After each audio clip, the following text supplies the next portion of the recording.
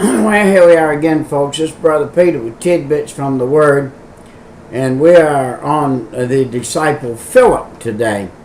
Now, we went through, and Jesus was number one, of course. He was the leader, and he was the first fruits, and then he called Andrew, and then he called Peter, except in the Bible, Peter's listed before Andrew most of the time.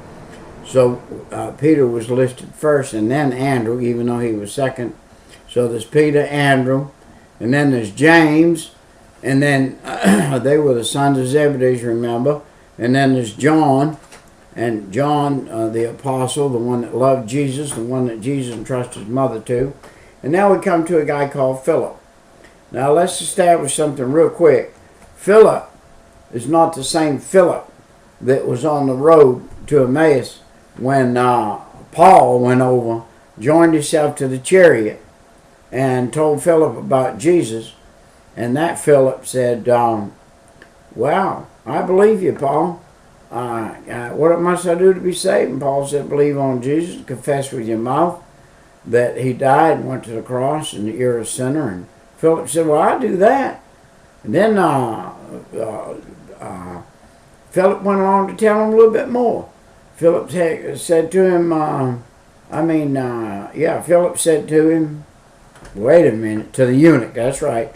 Philip said to the eunuch, forgot where I was, he told him about baptism. And that's what we're supposed to do.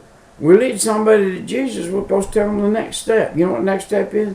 Baptism. Baptism represents the death, the burial, and the resurrection. To baptize means to immerse all the way under, body, soul, and spirit. And what it's saying is that I'm willing to do this foolish thing the world would think was foolish, to say that I believe that Jesus, he died, he went to the grave, and he rose again the third day. That's what I believe, and I'm willing to show that with my body. I go up and be baptized. And so that's why baptism was next. You know, the next thing in line after baptism, once you learn a little something about the Lord, the next thing is tithing. What is tithing? Tithing, a lot of people think, is nothing but an Old Testament ritual. Well, it's not. It's a New Testament thing. The Bible said to bring your 10% or your tithe in to the storehouse. There to be no gatherings when I come, that we won't gather up a bunch of money, and when he comes, that money will be calculated against us, because if you have a lot of money, you probably don't have any faith. There's a difference between money and faith. If your faith's in your money, then your faith's not in the Lord. I'm the kind of guy that's broke every Monday.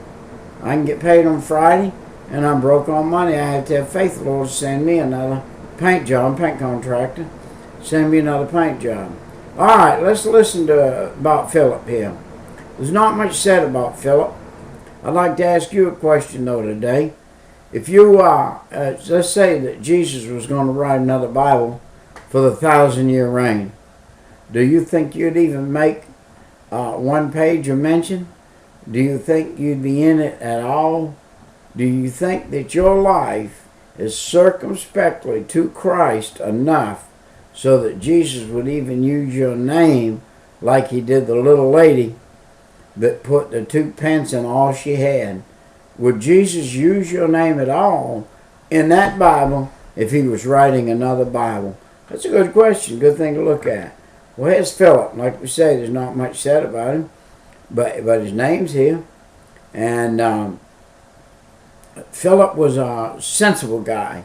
Probably, I would say, had the mentality of an accountant or a mathematician. The questions that he asked at different times and the statements that he made and the rebuttal that Jesus had for him at one time. Among the 12 in the New Testament, it tells us very little about him. John's Gospel supplies us with the only reliable information we have about the apostle, and that's that Philip came from the town of Bethsaida as Peter and Andrew. And by the way, he was the third one after Peter and Andrew, and he's listed in a different place because James and John are listed before him, but he was after Peter and Andrew. And so he's listed over there. And let's see, what is it? He went at once to his friend Nathaniel. Now, when we get saved, that is our Christian duty. Our first duty is to go to our best friend.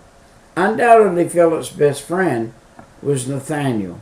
He went straight to him. He said, "Hey, Nathaniel, I've met Jesus. I want to tell you about him. He forgave me of my sin, came into my heart, saved my soul, and I'm going to go follow him." So Nathaniel voiced that to, Philip voiced that to Nathaniel. In all probability, the identification to identify Bartholomew was Nathaniel was the one that identified Bartholomew and told him that he found the Messiah. So Jesus of Nazareth, and then Nathaniel, by the way, voiced his doubt that the Messiah would come from such a place as Nazareth. I think he said, "Can any good thing come out of Nazareth?" And he said, "Out of that place," and replied, Philip invited Nathaniel to come and meet Jesus and see for himself. So Nathaniel went with Philip to see Jesus, and they got over there. And when they got over there, Philip was a very practical man and down to earth, and he started with the defect as well as the advantage of such a character. Philip seemed to have both sides of his battery carried right out in the open with him. He had the positive side and the negative side. But you know what? If you got the positive and negative side of a battery and you can hook them up, they are a good battery.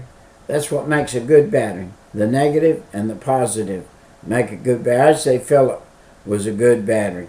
Let's see what one of the things Philip did. Let's see. Philip said, when it came to the feeding of the 5,000, let's see, where are we? Philip's whole interest was practical. He was a practical type of fellow. And when Jesus said to him, how about we're going to feed these people? Philip said, let's see. He said, we can't dig up enough money to feed them. He was practical. He said, there ain't enough money in this whole crowd to go out and get it, buy enough food to bring back to feed them.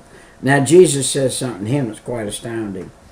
Jesus replied to him, he said, have you been with me all this time, Philip, and yet you still do not know me? Well, you know, I know Jesus was God in the flesh and he was fair. That seemed kind of like an unfair statement to Philip because, see, Philip was still in the flesh. He didn't have the Holy Spirit in him. And without the Holy Spirit in you, even though he knew Jesus, he had been with Jesus all his time and everything, but without the indwelling of the Holy Spirit, he could not grasp the magnitude of God in the flesh. And nobody can without the Spirit in them. This Bible I'm reading from, I could not know it except the Holy Spirit give it to me. But anyway, let's get on. We got a couple seconds left. And so it doesn't say too much more about Philip. We believe that he went and preached in Asia Minor. I have some books that verify that, but the Bible doesn't, so we won't go there. This Brother Peter with tidbits from the Word. It's been fun being with you today.